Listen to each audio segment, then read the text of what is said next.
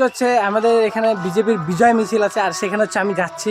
আমি বলতে না, আমাদের পাড়া থেকে প্রত্যেকটা ছেলে যাবে এবং হরিরামপুর থেকে আরও অনেক জায়গার ছেলেরা আসবে। তো চলো। তুমি কোথায় যাচ্ছ আজকে? মিছিলে হ্যাঁ, কোথায় যাচ্ছ? মিছিলে তো গাইস, বন্ধুরা সবাই কিন্তু একদম পুরো রেডি সেডি হয়ে আসছে, আর হচ্ছে আজকে হচ্ছে বিজেপির বিজয় মিছিল আছে। তো চলো যাওয়া যাক সবাই একসাথে, আর কি হচ্ছে না হচ্ছে পুরোটা তোমাদেরকে দেখাবো, ঠিক আছে? তো ফাইনালি গাইস, এই বলে কিন্তু আমরা কিন্তু খাওয়া দাওয়া করে দোকান থেকে কিন্তু আমরা বেরিয়ে পড়লাম হচ্ছে র্যালিতে যাওয়ার জন্য। তো গাইস চলো যাওয়া যাক পার্টি অফিসের ভেতরে।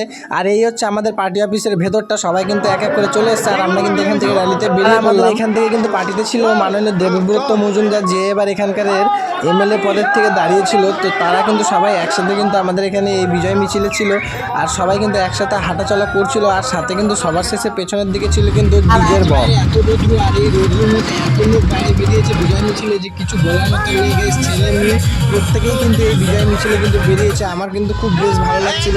আর এদিকে হঠাৎ কারা যে সেদিকের গায়ে আবির দিয়ে ফেলে, তো ওরা কিছু বলতেও পারে না।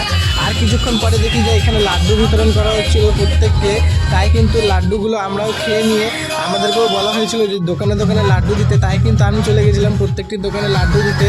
সত্যি গাইস, এটা একটা ইমোশন। যতবার দেখেছি যে বিজেপি জিতেছে ততবারই কিন্তু আমরা লাড্ডু পেয়েছি। তো আজকের মতন গাইস এখানে এটা